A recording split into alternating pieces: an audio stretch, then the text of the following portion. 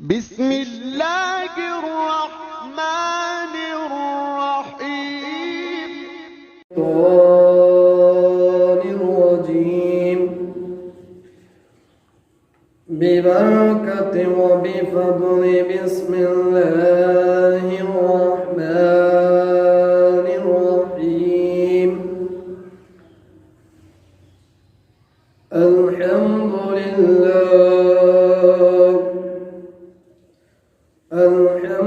لله الذي اصطفى حبيبه المصطفى، والصلاة والسلام على سيد الأنبياء المجتبى وعلى آله وأصحابه النقى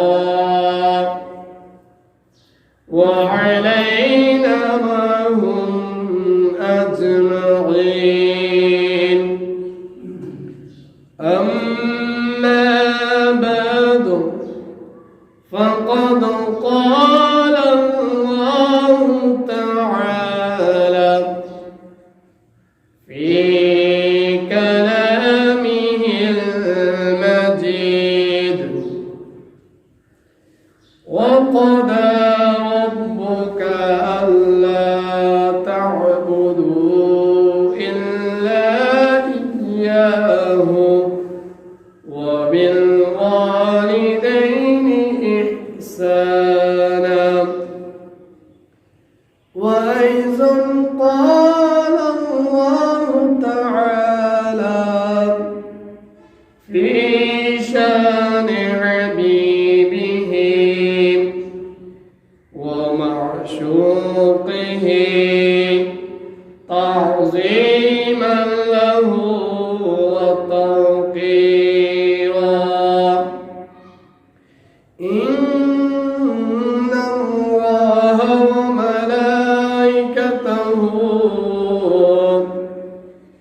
يصلون على النبي، يا أيها الذين آمنوا صلوا عليه وسلموا تسليما. صلى الله على سيدنا محمد وآله وصحبه وسلم. اللهم صل على سيدنا مولانا محمد وعلى آل سيدنا مولانا محمد. يا رسول الله حبيبي خلق kita tuim bergozida Dzul Jalali pak biham tatui. Allahumma salli ala sayyidina maulana Muhammad wa ala ali sayyidina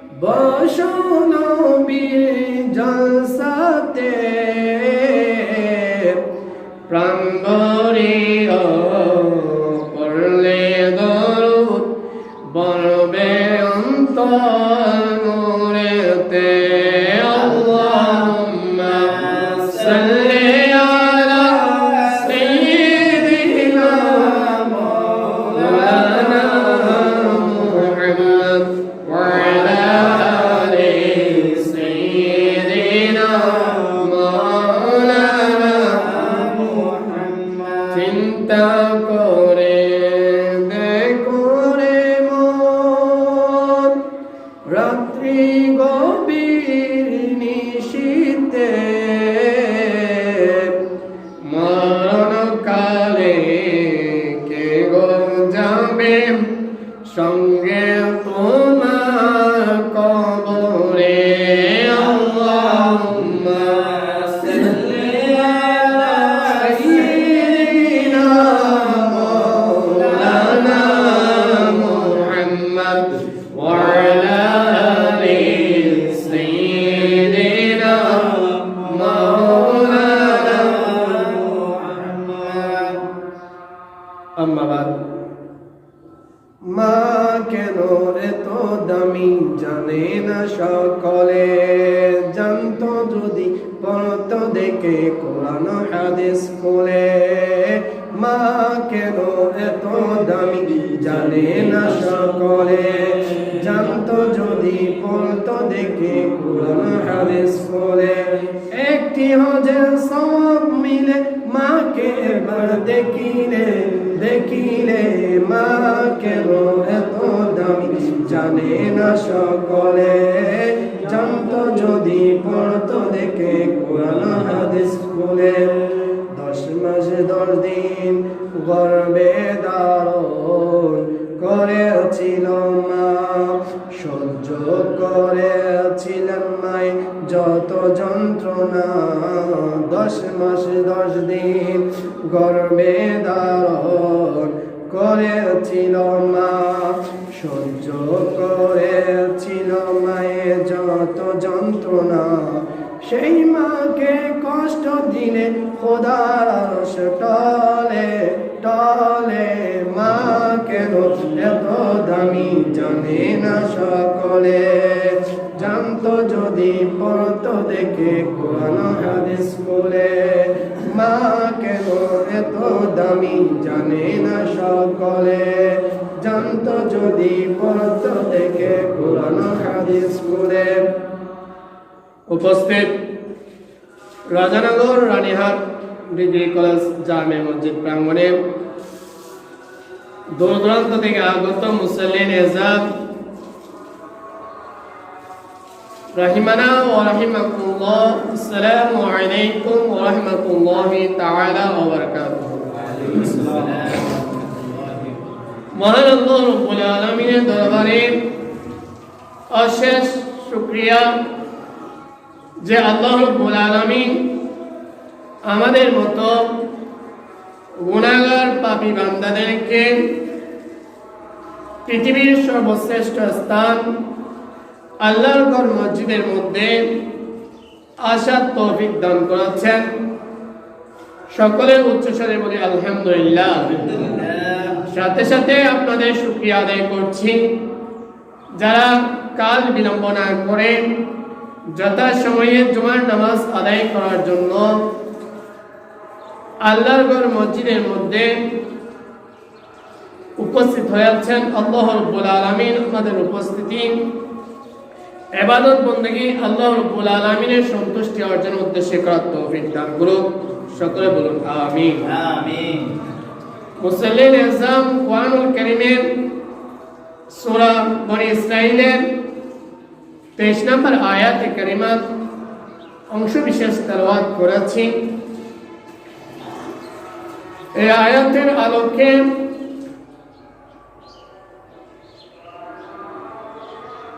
পিতামাতার অধিকার সম্পর্কে আলোকপাত করার চেষ্টা করব। আল্লাহ রাব্বুল আলামিন কোরআন ও হাদিস মোতাবেক আলোচনা করার এবং সে মোতাবেক আমাদেরকে আমল করার তৌফিক দান করুক। সকলে বলুন আমিন। মুসল্লিন আযম, আমরা সকলে জানি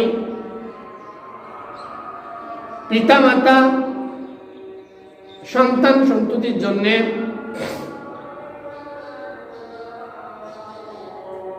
কত কষ্ট ত্যাগ তিতিক্ষা স্বীকার করেন আপন সন্তানকে লালন পালন করার ক্ষেত্রে মার কত অবদান রয়েছে, পিতার কেমন অবদান রয়েছে, সেটা আমরা বর্ণনা করে শেষ করা সম্ভব নয়। কিন্তু অত্যন্ত দুঃখজনক হলো সত্য, এই পিতা মাতা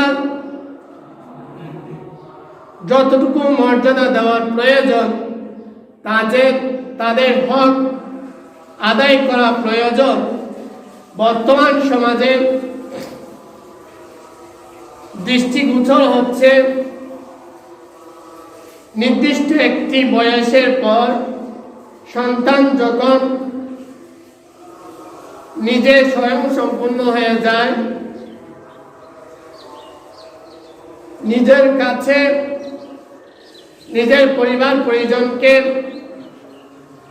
পরিচালনা করার সেই শক্তি সামর্থ্য, সেই পজিশনে একজন সন্তান যখন উপনীত হয়, ওই সন্তানের কাছে তার আপন পিতামাতা যারা তাকে কুলে খাদে নিয়ে কষ্ট করে তার জীবন গঠন করেছে, তাকে স্বয়ং সম্পূর্ণ হওয়ার জন্য, আত্মনির্ভরশীল হওয়ার জন্য যাদের অক্লান্ত পরিশ্রম ছিল, নির্দিষ্ট সময়ে উপনীত হওয়ার পর বর্তমান সমাজের আধুনিক শিক্ষায় শিক্ষিত যুবক সমাজের কাছে ওই পিতামাতা ভারী বোঝা হয়ে যায়, যার কারণে ওই পিতামাতা সন্তানের 10 লক্ষ টাকার ফ্ল্যাটের মধ্যে থাকার স্থান হয় না। অত্যন্ত দুঃখজনক হলো সত্য, তার ঠিকানা হয়ে যায় যে সময়ে পিতামাতা আপন সন্তানের শিশুদেরকে নিয়ে লালন পালন করে খেলাধুলা করার সময়, আনন্দের দিন বৃদ্ধ বয়সটা কাটিয়ে দেওয়ার সময়, ওই সময়টা পিতামাতাকে যেতে হয় বৃদ্ধাশ্রমে। মূলত বৃদ্ধাশ্রম এই সংস্কৃতিটা হচ্ছে পশ্চিমা দেশের মধ্যে তাদের সংস্কৃতি হচ্ছে সন্তান যখন 18 বছর বয়স হয় তখন সন্তানের সাথে পিতামাতার সম্পর্ক থাকে না, আর সন্তান নিজের আয় উপার্জনের অর্থ নিজের পিতামাতার জন্য ব্যয় করার কোনো আলাদা ধরা বাঁধা নিয়ম নেই। অনেক ক্ষেত্রে দেখা যায় সন্তান পিতাকে সেটাও চিনে না, চিনলে বড় জোর মাকে চিনে, বাবার পরিচয় পিতৃ পরিচয় লাভ করতে পারে না সন্তান। ওই রাষ্ট্রসমূহের মধ্যে, পশ্চিমা রাষ্ট্রসমূহের মধ্যে বৃদ্ধাশ্রম থাকাটা স্বাভাবিক, কারণ তারা যখন বৃদ্ধ বয়স হয় তখন তারা ওই বৃদ্ধাশ্রমে গিয়ে নিজেদের অবসর সময়টুকু তারা সেখানে কাটিয়ে দেয়। বিদেশের মধ্যে, পশ্চিমা কান্ট্রি সমূহের মধ্যে 2 ধরনের বৃদ্ধাশ্রম রয়েছে।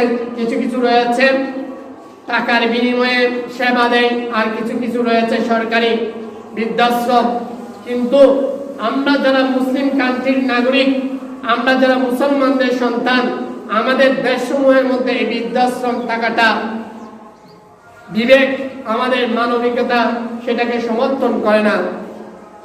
কারণ আল্লাহ রাব্বুল আলামিন যে পিতামাতা আমাদেরকে লালন পালন করেছেন, কষ্ট করে ত্যাগ তিতিক্ষা করে আমাদেরকে মানুষের মতো মানুষ করেছেন, সেই পিতামাতার নির্দিষ্ট ন্যায্য অধিকার রয়েছে, যে অধিকার সম্পর্কে কোরআন ও হাদিসের মধ্যে আল্লাহ রাব্বুল আলামিন বিশদভাবে বর্ণনা দিয়েছেন। ওই অধিকার সমূহ দুভাগে ভাগ করা যায়।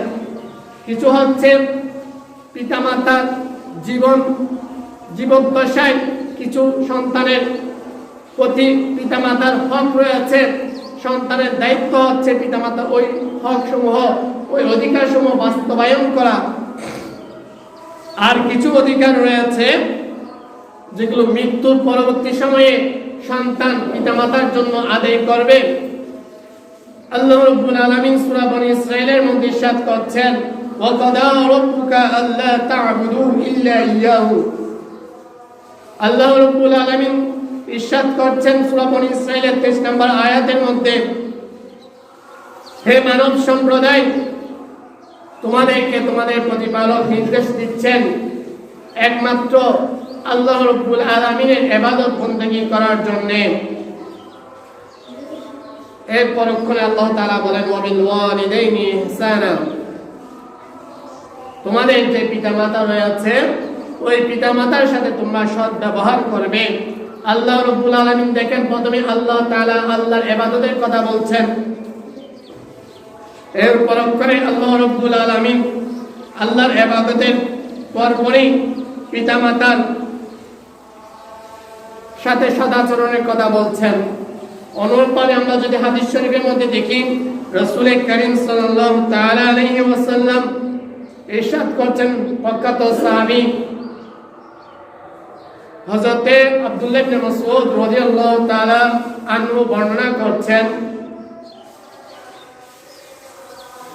আমি রাসূল করিম সাল্লাল্লাহু তাআলা আলাইহি ওয়াসাল্লামের বারগাহে রিসালাতের মধ্যে প্রশ্ন করলাম, ইয়া রাসূলুল্লাহ, আল্লাহ রাব্বুল আলামিনের কাছে সবচেয়ে পছন্দনীয় কাজ কি? তখন রাসূল করিম সাল্লাল্লাহু তাআলা আলাইহি ওয়াসাল্লাম ইরশাদ করছেন, আস-সালাতু লিওয়াক্তিহা, নির্দিষ্ট সময়ে নামাজ আদায় করা, এটা হচ্ছে আল্লাহ রাব্বুল আলামিনের কাছে সবচেয়ে পছন্দনীয় একটি কাজ। হযরত আব্দুল্লাহ ইবনে মাসউদ রাদিয়াল্লাহু তাআলা প্রশ্ন করছেন পরক্ষণে, এরপর কোন কাজটি সবচেয়ে উত্তম আল্লাহর নিকট? রাসূল বলছেন, বিরুল ওয়ালিদাইন, আল্লাহর ইবাদতের পর আল্লাহ তাআলার কাছে সবচেয়ে গুরুত্বপূর্ণ, সবচেয়ে পছন্দনীয় যে আমল, সেটি হচ্ছে পিতামাতার সাথে সদাচরণ করা, পিতামাতার সাথে সৎ ব্যবহার করা। তো কোরআন হাদিস যদি রিসার্চ করা যায় তাহলে পিতামাতার যে অধিকার সমূহ রয়েছে সেগুলো আমরা অনুধাবন করতে পারবো। সর্বপ্রথম জীবদ্দশায় পিতামাতার যে অধিকার, তার মধ্যে অন্যতম হচ্ছে পিতামাতার সাথে যখন কথাবার্তা বলা হবে, যখন আলাপ আলোচনা করা হবে, তখন পিতামাতার সাথে নম্র স্বরে আলাপ আলোচনা করতে হবে। বড় আওয়াজে কটু বাক্যে আলাপ আলোচনা করা যাবে না। আল্লাহ রাব্বুল আলামিন বলছেন, কওলাম কারীমা, তোমরা তোমাদের পিতামাতার সাথে নরম নম্র স্বরে বদ্ধতার সহিত আচরণ করো, ব্যবহার করো। এরপর করে আরেকটি বিষয়, সেটি হচ্ছে পিতামাতাকে কখনো কষ্ট দেওয়া যাবে না। পিতামাতা কষ্ট পায় এমন আচরণ আমি সন্তানের কাছ থেকে প্রকাশ পাওয়া, এটা ইসলাম সমর্থন করে না। এজন্য আল্লাহ রাব্বুল আলামিন কোরআনুল কারীমের সূরা বনী ইসরাঈলের মধ্যে বলছেন, ফালা তাকুল লাহুমা উফিন, তোমরা তোমাদের পিতামাতাকে এমন বাক্য বলিও না যেটা বিরক্তি বোধ প্রকাশ পায়। অর্থাৎ তোমরা তোমাদের পিতামাতার আচার আচরণে কিংবা পিতামাতা তোমাদেরকে এমন একটি কাজ করতে বললো, যে কাজটি করতে গিয়ে তুমি বিব্রত বোধ করছো, বিরক্তি বোধ করছো, বিরক্তি প্রকাশমূলক কোনো শব্দ, উফ এ জাতীয় শব্দ বলা যাবে না। প্রিয় হাজিরিন, হাদিসের মধ্যে আরো রয়েছে কোরআনুল কারীমের এর পরক্ষণে আল্লাহ তাআলা বলছেন, তৃতীয় নম্বর যে কাজটি, সেটি হচ্ছে পিতামাতাকে ধমক দিয়ে কথা বলা যাবে না। পিতামাতা অনেক সময় অনেক কিছু বলবে, সেটা আমার যদি করা সম্ভব না হয় সেটি ধৈর্য ধারণ করতে হবে, সেটা পরক্ষণে পাল্টা জবাব দিয়ে ধমক স্বরে কথা বলা যাবে না।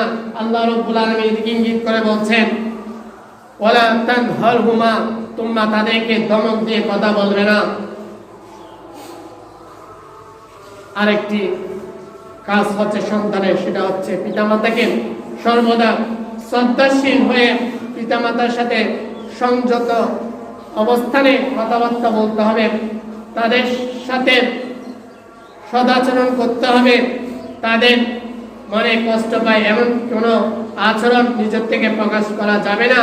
এজন্য আল্লাহ রাব্বুল আলামিন বলছেন, ওয়াকফিদ লাহুমা জানাহা যুল্লি মিনার রাহমা, তোমরা তোমাদের পাখিদের যেমন দানা রয়েছে, পাখিরা যেভাবে তাদের দানাসমূহ জমিনের মধ্যে বিছিয়ে দেয় আপন সন্তানদেরকে আরামায়েশ দেওয়ার জন্য, অনুরূপভাবে তোমরা তোমাদের দয়ার সর্বোচ্চ যে নম্র ব্যবহারের যেমন প্রকাশ রয়েছে, এমনি ভাবে তোমরা রহমতের, তোমাদের দয়ার, তোমাদের অনুগ্রহের, তোমাদের প্রীতি ভালোবাসার দানাগুলো তোমরা তোমাদের আপন পিতামাতার জন্য তোমরা বিছিয়ে দাও। এরপর আরেকটি কাজ যেটি, সেটা হচ্ছে পিতামাতা অবাধ্য হওয়া যাবে না। এজন্য আল্লাহ তাআলা বলছেন ফালজিম, রাসূল কারীম সাল্লাল্লাহু তাআলা আলাইহি ওয়াসাল্লাম হাদিস শরীফে ইরশাদ করেছেন ফালজিমহা, অর্থাৎ রাসূল কারীম সাল্লাল্লাহু তাআলা আলাইহি ওয়াসাল্লামের দরবারে একজন সাহাবী রাসূল যুদ্ধের ময়দানে যাওয়ার জন্য আরজ করলেন, ইয়া রাসূলুল্লাহ, আমি আপনার কাছে এসেছি আপনার থেকে পরামর্শ নেওয়ার জন্য। যুদ্ধের এলান হয়েছে, আমি যুদ্ধের ময়দানে, জিহাদের ময়দানে ইসলামের পতাকা সমুন্নত করতে আমি যুদ্ধের ময়দানে যেতে চাচ্ছি। ইয়া রাসূলুল্লাহ, আপনার কাছ থেকে অনুমতি চাই। রাসূল বললেন, তোমার ঘরে কি তোমার মা রয়েছে? ওই সাহাবী রাসূল বললেন, হ্যাঁ ইয়া রাসূলুল্লাহ, আমার ঘরে আমার বৃদ্ধ মা রয়েছে। রাসূল বলেন, ফালজিমহা, তুমি তোমার মা সন্নিকটে থাকো, তোমার মায়ের অবাধ্য হওয়ার প্রয়োজন নেই, বরং তোমার মায়ের কাছে অবস্থান করে, সহ অবস্থান করে তোমার মায়ের প্রয়োজনীয় কাজ যদি তুমি সমাপ্ত করো, তুমি যদি তোমার মায়ের কাছে অবস্থান করো, আল্লাহ রাব্বুল আলামিন জিহাদের ময়দানে গেলে যে সওয়াব তুমি পেতে আল্লাহ রাব্বুল আলামিন তোমার আমলনামার মধ্যে অনুরূপ সওয়াব লিপিবদ্ধ করে দেবে, যদি তুমি তোমার মায়ের সন্নিকট থেকে তোমার মায়ের চাহিদাগুলো পূরণ করতে পারো। উচ্চস্বরে বলুন সুবহানাল্লাহ। প্রিয় হাজিরিন, আরেকটি বিষয় হচ্ছে পিতামাতা অভিশাপের কারণ না হওয়া, অর্থাৎ এমন কার্যাদি থেকে নিজেকে বিরত রাখতে হবে যে কার্যাদি করার কারণে পিতামাতা আপন সন্তানদেরকে অভিশাপ দিচ্ছে, অভিশপ্ত হওয়ার কারণ হয়, এমন বিষয় থেকে নিজেদেরকে বিরত রাখতে হবে। কেননা হাদিস শরীফের মধ্যে রাসূল কারীম সাল্লাল্লাহু তাআলা আলাইহি ওয়াসাল্লাম ইরশাদ করছেন, রিদা রাব্বি ফি রিদাল ওয়ালিদ ওয়া সাখতু রাব্বি ফি সাখতিল ওয়ালিদ, ও কামা ক্বালা আলাইহিস সালাতু ওয়াসসালাম। রাসূল বলছেন, আল্লাহর সন্তুষ্টি পিতামাতার সন্তুষ্টির মধ্যে, অর্থাৎ তুমি যদি তোমার পিতামাতাকে সন্তুষ্ট করতে পারো, তুমি যদি তোমার পিতামাতাকে রাজি করতে পারো, তাহলে তুমি মনে করবে তোমার আল্লাহ তোমার উপর রাজি রয়েছে। আর যদি তুমি তোমার পিতামাতাকে সন্তুষ্ট করতে না পারো, রাজি রাখতে না পারো, তোমার পিতামাতা যদি তোমার উপর রাগান্বিত হয়, তাহলে মনে করবে আল্লাহ রাব্বুল আলামিন তোমার উপর সন্তুষ্ট নয়। তুমি হাজার ইবাদত বন্দেগী করো, ওই ইবাদত বন্দেগী তোমার কোনো কাজে আসবে না। হাদিস শরীফের মধ্যে, কিতাবের মধ্যে দেখা যায় একজন বুজুর্গ বান্দা, আল্লাহর বুজুর্গ বান্দা আপন গৃহের মধ্যে ইবাদত বন্দেগী করছেন, রাতের বেলা রাত্রিবেলা নফল ইবাদত বন্দেগী করছেন। এমত অবস্থায় তার পার্শ্ববর্তী ঘরের মধ্যে তার মা অবস্থান করছিল। কোন একটি কারণবশত তার মা তাকে আহ্বান করলো। ওই ব্যক্তি যেখানে ইবাদত বন্দেগী করছিল ওই ঘরের দরজায় এসে তার মা তাকে 2-3 বার আওয়াজ করলো, তাকে তার নাম ধরে ডাক দিল। তখন ওই ব্যক্তি নামাজরত ছিলেন, নফল নামাজ পড়ছিলেন। তখন তিনি চিন্তা করলেন, আমার আম্মা আমাকে আহ্বান করছে আর আমি এদিকে আল্লাহর ইবাদত বন্দেগী করছি, আমি এখন কি করব? কি মায়ের আহ্বানে সাড়া দেব, না নামাজ কমপ্লিট করব?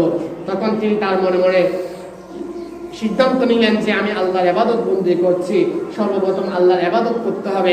সেজন্য তিনি তার মায়ের ডাকে সাড়া না দিয়ে তিনি নফল নামাজের মধ্যে রত রয়েছেন। এভাবে তিনি, তার মা পরপর 3 দিন এভাবে আসলো। আসার পর তার মা তাকে আহ্বান করছিল। ওই বুজুর্গ বান্দা ওই 3 দিন একই সময়ে আল্লাহর নফল ইবাদতের মধ্যে রত ছিল। তখন তার মা জানে না সন্তান ঘরের মধ্যে ইবাদত বন্দেগী করছে। না জানার কারণে মা সন্তানের সাড়া না পেয়ে মা সন্তানকে বদদুয়া করলো, আল্লাহ তুমি তাকে লাঞ্ছিত করে দুনিয়াতে থেকে যাওয়ার পূর্বে, মৃত্যুর পূর্বে তাকে লাঞ্ছিত করিও। দেখুন, পিতামাতার দোয়া যেভাবে আল্লাহর কাছে গ্রান্টেড, অনুরূপভাবে পিতামাতার বদদুয়া আল্লাহর কাছে গ্রান্টেড হয়ে যায়, সময়ের অপেক্ষা রাখে না। ওই বুজুর্গ বান্দা বর্ণনা করছেন, উনার জীবনের শেষ বয়সের দিকে তার খ্যাতি যশ সারা দেশের মধ্যে ছড়িয়ে পড়ল, তিনি খ্যাতমান একজন ব্যক্তিত্বে রূপান্তরিত হলো। কিন্তু দুর্ভাগ্যজনক হলো সত্য, তার কিছু হিংসা বিদ্বেষপূর্ণ, তার সাথে শত্রুতার বাম পোষণকারী কিছু ব্যক্তি তার বিরুদ্ধে ষড়যন্ত্রে লিপ্ত হলো। ষড়যন্ত্র লিপ্ত হওয়ার পর তাকে লাঞ্ছিত করার জন্য একজন বেশ্যা মহিলাকে, পতিতা নারীকে বেছে নিল। পতিতা নারীর সাথে চুক্তিবদ্ধ হলো টাকার বিনিময়ে, অমুক ব্যক্তিকে তুমি যদি লাঞ্ছিত করতে পারো তাহলে তোমাকে এত টাকা পুরস্কার দেওয়া হবে।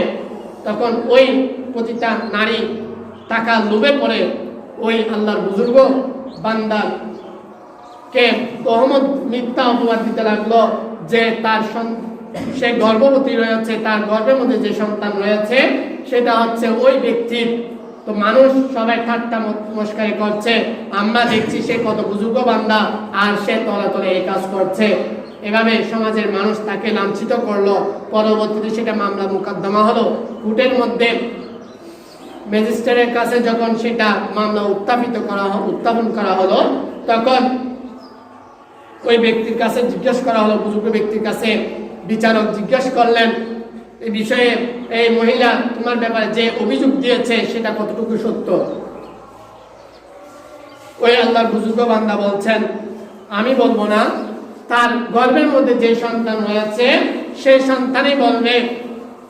তখন যখন বলা হলো, তখন ওই গর্ভের সন্তান বলে দিল যে এই বুজুর্গ ব্যক্তি আমার সাথে তার সাথে কোনো সম্পর্ক নেই, আমার আম্মা যা বলছেন সেটা মিথ্যা বলছেন, বরং আমার আম্মা অমুক রাখালের সাথে অবৈধ মেলামেশা করেছে, যার ফলে আমার জন্ম হচ্ছে। আমি এই বুজুর্গ ব্যক্তি নিষ্পাপ, ওনার কোনো দোষ নেই। একথা বলার পর বিচারক আদালতের মধ্যে তার ওই বুজুর্গ ব্যক্তির পক্ষে রায় দিল, তাকে নিঃশর্ত মুক্তি দিল। কিন্তু এখানে যে তিনি লাঞ্ছিত হলেন, অপমানিত হলেন, সেটা তার মায়ের বদদুয়ার কারণে। এই জন্য আল্লাহ তাআলা বলছেন পিতামাতার অসন্তুষ্টি আল্লাহর অসন্তুষ্টি।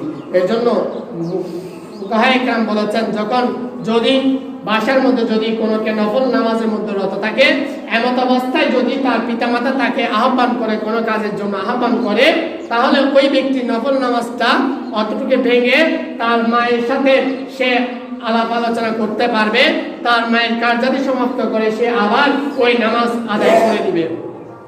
প্রিয় হাজিরিন, এভাবে পিতামাতার অসংখ্য অধিকার রয়েছে, তার মধ্যে কিছু রয়েছে ইন্তেকালের পর পিতামাতার জন্য আমাদের করণীয় কি, আদর্শ সন্তানের করণীয় কি, এ ব্যাপারে আল্লাহ রাব্বুল আলামিন পবিত্র কোরআনের মধ্যে ইরশাদ করছেন, পিতামাতার ব্যাপারে সন্তানের করণীয় হচ্ছে পিতামাতার জন্য সন্তান নিজের সাধ্য অনুযায়ী জীবদ্দশায় পিতামাতার জন্য নিজের সাধ্য অনুযায়ী পিতামাতার জন্য ভরণ পোষণের দায়ভার সন্তান গ্রহণ করবে। ইন্তেকালের পর পিতামাতা যখন ইন্তেকাল করবে, তার জানাজা দাফন কাফনের উত্তমভাবে ব্যবস্থা করবে। এরপর পিতামাতার যদি কোনো ওসিয়ত থাকে, ওই ওসিয়ত পূর্ণ করবে। এরপর পিতামাতার জন্য জিয়ারত করবে, পিতামাতার কবর জিয়ারত করবে, আল্লাহ রাব্বুল আলামিনের দরবারে পিতামাতার জন্য মাগফিরাত কামনা করবে। আল্লাহ তাআলা শিখিয়ে দিচ্ছেন কিভাবে পিতামাতার জন্য একজন সন্তান প্রার্থনা করবে। আল্লাহ তাআলা বলেন, কুল রব্বিরহামহুমা কামা রাব্বায়ানি সাগীরা, হে বান্দা তুমি এভাবে বলো যে হে আল্লাহ, তুমি আমার পিতামাতার উপর তেমনি অনুগ্রহ দয়া করো, যেমন দয়া দিয়ে মায়া মহব্বত করে আমাদেরকে আমাদের পিতামাতা লালন পালন করেছেন, অনুরূপভাবে তাদেরকে লালন পালন করো, তাদের প্রতি অনুগ্রহ করুন, দয়া করুন। এভাবে আল্লাহর দরবারে দোয়া করার জন্য আল্লাহ তাআলা শিখিয়ে দিচ্ছেন। পিতামাতার সন্তানের জন্য কেমন, এ প্রসঙ্গে রাসূল করিম সাল্লাল্লাহু তাআলা আলাইহি ওয়াসাল্লাম হাদিস শরীফের মধ্যে বলছেন, হুমা জান্নাতুকা ওয়া নারুক, পিতামাতা একজন সন্তানের জন্য জান্নাত জাহান্নাম। অর্থাৎ পিতামাতাকে যদি সন্তুষ্ট করা যায় তাহলে ওই সন্তান জান্নাতের নির্দ্বিধায় জান্নাতে প্রবেশ করতে পারবে যদি ঈমানের সহিত মৃত্যুবরণ করে। আর যদি পিতামাতা অসন্তুষ্ট হয় তাহলে ওই সন্তান জান্নাতের যাওয়ার তো দূরের কথা, জান্নাতের 50 বছরের দূরত্ব থেকে জান্নাতের সুঘ্রাণ পাওয়া যায়। হাদিস শরীফের মধ্যে রয়েছে যে সন্তান তার পিতামাতার অবাধ্য ওই সন্তান 50,000 বছরের দূরত্ব থাকলেও জান্নাতের সুঘ্রাণ সে পাবে না। উচ্চস্বরে বলুন নাউযুবিল্লাহ। প্রিয় হাজিরিন, পিতামাতার জন্য নফল ইবাদত বন্দেগী করা যাবে এবং পিতামাতা হাদিস শরীফের মধ্যে রয়েছে যদি পিতামাতা বিধর্মী হয়, এমনকি পিতামাতা যদি বিধর্মী হওয়া সত্ত্বেও সে তার মন্দিরে যেতে চায়, সন্তানের উপর দায়িত্ব হচ্ছে তার পিতামাতাকে নিজের কাঁধে করে নিয়ে গিয়ে ওই মন্দিরের দরজার সামনে নামিয়ে দেওয়া, তার উপাসনালয়ের সামনে নামিয়ে দেওয়া এবং পিতামাতা তার কার্য সমাপ্ত করার পর তাকে উপাসনালয়ের সামনে থেকে আবার তার বাড়িতে পৌঁছে দেওয়া। এটা হচ্ছে সন্তানের দায়িত্ব এবং কর্তব্য। ইসলাম এমনভাবে পিতামাতার অধিকার দিয়েছেন যেটা বর্তমান সময়ের আদালতের মধ্যেও সেটা রায় পাশ হয়েছে। 2010 সালে একজন এমপি সদস্য এটা আপিল করেছিলেন, সংসদের মধ্যে প্রস্তাব করেছিলেন, বেসরকারি বিল উত্থাপন করেছিলেন, যে বিলের সেটি পাশ হয়েছিল। সন্তানকে তার পিতামাতার ভরণ পোষণ দেওয়া সেটা রাষ্ট্রীয়ভাবে দায়িত্ব হিসেবে এখন নির্ধারণ করা হয়েছে এবং সন্তান যদি এক্ষেত্রে অবহেলা করে তাকে দণ্ডিত করা হবে। সেই ক্ষেত্রে তার 3 মাসের জেল হতে পারে, 1 লক্ষ টাকা জরিমানা হতে পারে। আর সেটার মামলা করার সাথে সাথে 7 দিনের মধ্যে চার্জশিট করার জন্য বলা হয়েছে। প্রিয় হাজিরিন, তো আমরা আমাদের পিতামাতা আমাদের পিতামাতাকে যেন বৃদ্ধাশ্রমে দিতে না হয়, কারণ আমার পিতামাতা যদি আমার উপর অসন্তুষ্ট হয় তার শাস্তি আমাকে দুনিয়াতে ভোগ করতে, পরকালে ভোগ করতে হবে। তার পরক্ষণে আল্লাহ তাআলা চাইলে অনেক শাস্তি মাফ করে দেন, কিয়ামত অবধি বিলম্বিত করেন, কিন্তু পিতামাতার অবাধ্য হলে এটা এমন একটি শাস্তি যেটা আল্লাহ তাআলা দুনিয়াতে দান করেন। তার মধ্যে অন্যতম হচ্ছে আমার সন্তান, আমি যদি আমার পিতামাতার সাথে অবাধ্য আচরণ করি, আমি যদি আমার পিতামাতাকে বৃদ্ধাশ্রমে পাঠিয়ে দিই, কাল পরশু দিন যখন আমার বৃদ্ধ বয়স হবে তখন আমার সন্তান আমাকে গান ধাক্কা দিয়ে বের করে দিবে, আমাকে বৃদ্ধাশ্রমে পাঠিয়ে দিবে। আল্লাহ রাব্বুল আলামিন আমাদেরকে পিতামাতার হক আদায় করার এবং সেই সম্পর্কিত জ্ঞান আহরণ করে সে মোতাবেক আমল করার তৌফিক দান করুন। ওয়া আখিরু দাওয়ানা আলহামদুলিল্লাহি রাব্বিল আলামিন। রাব্বিস সাল্লি ওয়া সাল্লিম ওয়া বারিক।